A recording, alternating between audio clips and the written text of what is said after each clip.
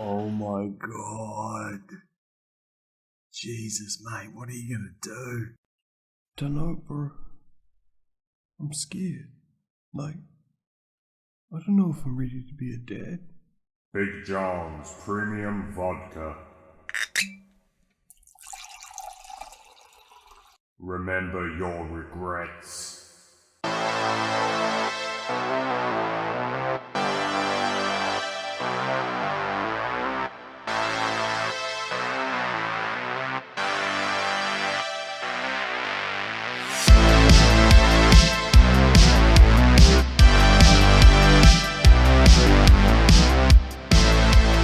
Welcome back to the show. Ladies and gentlemen, I'm still Dan Knight and this is still The Night Shift, and if your eyes could see what mine could see, babe, you'd pick up that phone.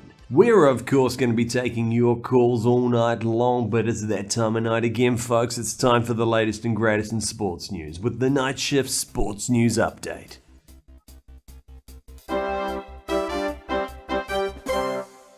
New Zealand cricket has continued to cement its reputation as the nicest guys in the game with their recent donation of former off-spinner Mark Craig. NZ Cricket CEO Dave White confirmed the decision at a press conference earlier today, stating that the Otago and Gloucestershire veteran was forced into a clothing bin at 2 a.m. this morning.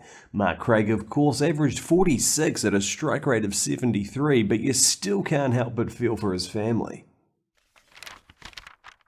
And in other news, the New Zealand cycling team has been disqualified from the Thai Grand Prix after video analysis revealed the team was riding on tricycles. When pressed for comment on the controversy, Cycling New Zealand CEO Jacques Landry blamed the decision on the corrupting influence of newly appointed team captain Mojo. For all the latest and greatest in sports news, you keep that dial on The Night Shift, folks, but right now it's time for some of your calls. Fred, you're on The Night Shift. Yeah, g'day Dan.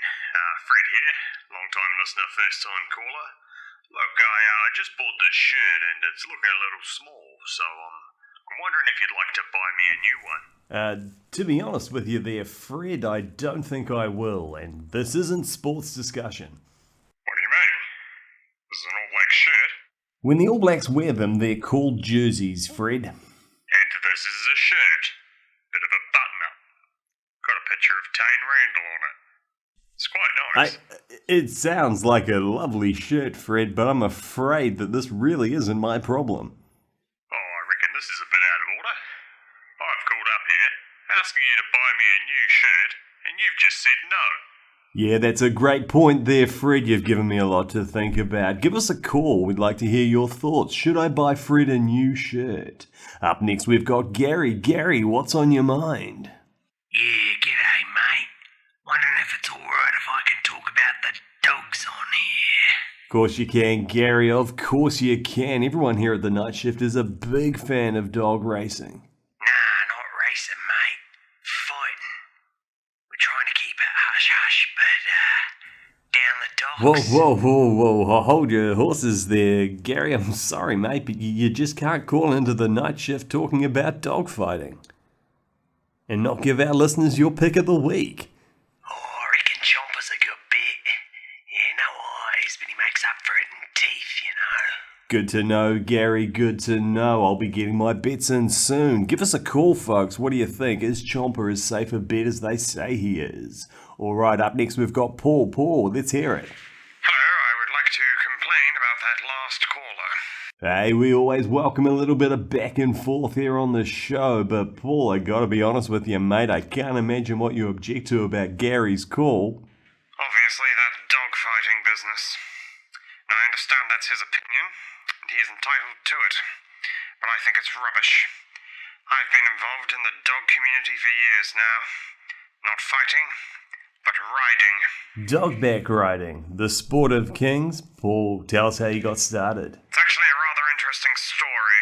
When I was 7, signed up for dog riding lessons. Sorry to cut you short there, Paul, but that just wasn't interesting, and it's time for one of my favourite segments of the show. It's The Night Shift, Local Legend of the Week. This week's local legend is Phil Andrews, Executive Treasurer of the Timaru Tennis Club. Ever since he was a small boy, Phil just couldn't remember a time where he didn't have a racket in his hands. At high school, Phil represented Canterbury at the South Island Champs twice, losing in the quarterfinals both years. After school, Phil studied accounting at Otago, securing a job at the marketing firm Lohmann & Wong. But it was in the sport of tennis where his heart truly lay. Phil would spend his nights down at the club, coaching the youngsters and dealing with the club's various administrative quagmires, a tedious business that could only be undertaken by someone with a deep and burning passion for the game. Thanks to Phil's involvement, the Timaru Tennis Club added over 50 new players in just 3 years. However, Phil's life wasn't without its hardships. After being laid off from Lohmann & Wong, Phil decided it was time to put himself first for the first time in his life. Grabbing an old rifle his father left him, Phil visited the BP station on George Street and made off with nearly $200. These days, Phil resides at the Mount Eden Correctional Facility, where he'll be serving a 5-year sentence for armed robbery. The inspiring story of Phil Andrews makes him the Night Shift's local legend of the week. Wow, what a story. Alright folks, we'll be right back with more sport than you can possibly handle and our big interview with Tim Southey right after these messages.